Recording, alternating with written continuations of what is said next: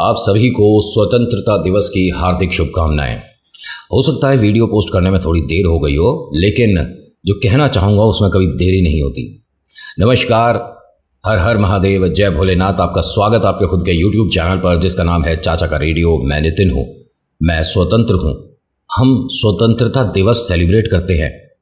पता है क्यों? इसके पीछे कारण है, क्योंकि हम स्वतंत्र हो चुके हैं। निर्भया याद है? काफी स्वतंत्र हो गई है ना दुनिया। चलो वो तो पुरानी बात हो गई, कुछ नया करते हैं, कुछ नया बताते हैं। नितिन कुछ ऐसा बताओ जिसे सुनकर थोड़ा ताज़ा ताज़ा लगे। तो आओ मिलवाता हूँ कुछ आपके ही जैसे लोगों से। इसके अंदर किसी का भी वीडियो, किसी का भी फोटो, कोई भी वीडियो फुटेज वगैरह नहीं दिखाऊंगा। अपनी बातों से, अपने शब्दों से आपको उस जगह ले जाने की, महसूस कराने की कोशिश करूंगा। देश की राजधानी दिल्ली, यहां पर बहुत मेरे पास गिनती नहीं है एक आंकड़ा देने के लिए कि लोग कितने स्वतंत्र हैं। बहुत ज़्यादा। सबके सामने बीच बाजार एक लड़की के साथ बदतमीजी होती है, ठीक है, उससे उसके जीने का अधिकार छीन लिया जाता है, लेकिन लोग वहां पर खड़े होकर तमाशा देखते हैं। कितने स्वतंत्र हैं लोग, है ना? अच्छा लग रहा है और महसूस कराऊंगा अभी। तो वहां से जो लोग आ रहे थे, जा रहे थे, उनमें से कुछ ने तो बाद में ये कह दिया कि हम इस तरफ कभी आए नहीं। बाद में कौन पड़े इन लफड़ों में। राजधानी से थोड़ा सा आगे चलते हैं। मणिपुर, 2 लड़कियां, उनको निर्वस्त्र करके पूरे बाजार घुमाया गया। कितने स्वतंत्र लोग हैं हम। भीड़ की भीड़ उनसे बदतमीजियां करती रही, कोई उनके बचाव में नहीं था। कितने स्वतंत्र हैं हम। प्राउड फील हो रहा है ना? बहुत से लोगों को आपने कहा होगा हैप्पी इंडिपेंडेंस डे। रियलिटी पता होने के बाद भी अगर आप ये बोल रहे हो तो congratulations, you are in fantastic mood right now. उनके भाई और पिता से उनके जीने का अधिकार छीनने वाले ये सब कौन थे? कोई बीच में नहीं आया। देश की राजधानी में जो होता है उसका असर इधर उधर तो होता ही है। खैर, आपको स्कूल से मिलवाता हूं। स्कूल जहां हम शिक्षा प्राप्त करते हैं, जहां हम अपमानित होकर आगे बढ़ते हैं। ऐसा है क्या? जहां हमारी बेइज्जती करके हमारा नमूना बनाकर हमें पूरे स्कूल में घुमाया जाए, इससे हमारे अंदर सेल्फ कॉन्फिडेंस बढ़ता है। ऐसा है क्या? और अगर ऐसा नहीं तो कोई आप पर अधिकार नहीं है कि आप किसी बच्चे के साथ इस तरह की हरकत करें कि वो इतना ज़्यादा डिप्रेस हो जाए कि आप उससे उसके जीने का अधिकार ही छीन लो। कितनी भी बड़ी गलती हुई हो उस बच्ची की, आप पर कोई ऐसी अथॉरिटी नहीं कि आप इस तरह की हरकतें करें। बच्चे बड़े हो रहे हैं और हम तो स्वतंत्र हैं ही। कोई रैली निकलती है धार्मिक, उसे रोका जाता है। कितने स्वतंत्र लोग हैं। पथराव होते हैं, कितने स्वतंत्र लोग हैं। हिंदुस्तान में हिंदू ही अपने ईश्वर की रैली, अपने ईश्वर की झांकी, कुछ भी कह लो, नहीं निकाल सकता। न जाने कौन सी दीवार से पत्थर, कौन सी छत से बोतलें हमारे सिर पर आ गिरे। काफी स्वतंत्र लोग हैं हम। उसके बाद जब बिल्डोजर चलता है तो स्वतंत्रता सभी की धरी रह जाती है। खैर, मैं आपको एक बात और बताऊं, हम इतने स्वतंत्र हैं कि हम अपने देश के प्रधानमंत्री को भी कुछ भी कह सकते हैं। फेसबुक, व्हाट्सएप, सोशल मीडिया, बहुत सारी जगह है। चौकीदार और ना जाने कितने अच्छे अच्छे और शब्द। इससे पता है एक बात तो पक्का है कि जितनी स्वतंत्रता हिंदुस्तान में है उतनी कहीं नहीं है। क्योंकि अगर आप ये हरकत जो कर रहे हो, प्रधानमंत्री मोदी के लिए कुछ भी बोल दिया, अब शब्द बोल दिए, ठीक है, कुछ भी ऐसा अगर आप नॉर्थ कोरिया में करके दिखा दो और अगले दिन आप जिंदा रह जाओ तो बहुत बड़ी बात रह जाएगी। लेकिन ये हिंदुस्तान है मेरे भाई, यहां लेट इट बी बहुत है। छोड़ो, हमें क्या फर्क पड़ता है। छोड़ो, हम तो स्वतंत्र हैं। छोड़ो, उस घर की बात है, छोड़ो, इस घर की बात है, हमें उससे क्या।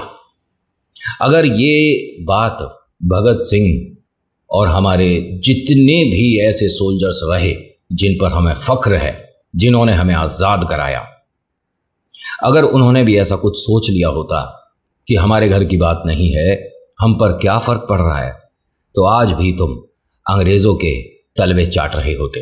जय श्री राम बोलने में शर्म आती है। क्यों? सामने वाला हमारे को कम पढ़ा लिखा समझेगा, है ना? ईश्वर को मानने में शर्म आती है। हम कम पढ़े लिखे हैं और जो मान रहे हैं वो ही क्या बचा पा रहे हैं। अपने ईश्वर की प्रतिमा को सुरक्षित रखने में बड़ी समस्याएं हैं।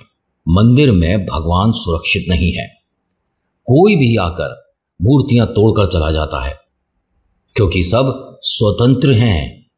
आपको बधाई हो, आप एक ऐसे देश में हैं जो कि काफी स्वतंत्र है। फ्रीडम हर किसी के पास है, मेरे पास भी है, freedom to speech. That's why I am trying to, मतलब कुछ अपनी बात आप तक ला रहा हूं, कुछ ऐसी चीजें जो आपने सुनी महसूस करी वो आपको बतला रहा हूं। आपको एक बात तो पक्का पता है ना कि हम जो स्वतंत्र हुए हैं वो अंग्रेजों से हुए हैं, या हम अभी भी कैद में हैं। कुछ बातें जो आपको याद रखनी चाहिए, कोशिश करता हूं कि सही से समझा पाऊं। जब भी आप कहीं कोई अप्रिय घटना होती देखते हो ना, तो उसमें या तो फोन को जेब में रखो या दोनों हाथों को अपने बांध के खड़े हो जाओ, उसका तमाशा मत बनाओ।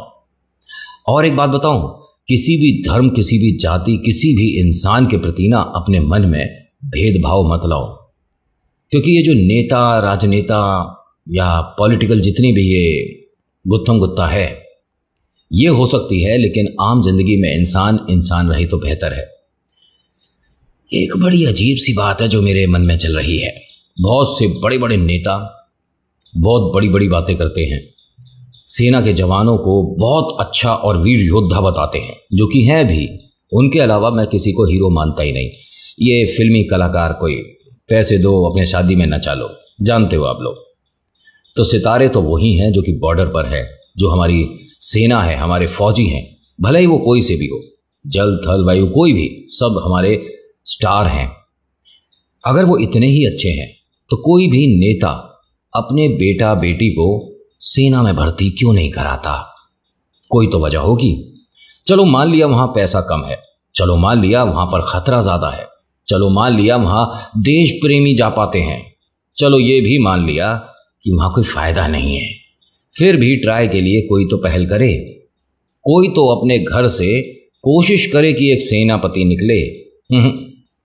पता है, हर कोई चाहता है कि हर घर से भगत सिंह निकले, लेकिन ये भी चाहते हैं कि वो घर अपना ना हो। बड़ी कड़वी सच्चाई है।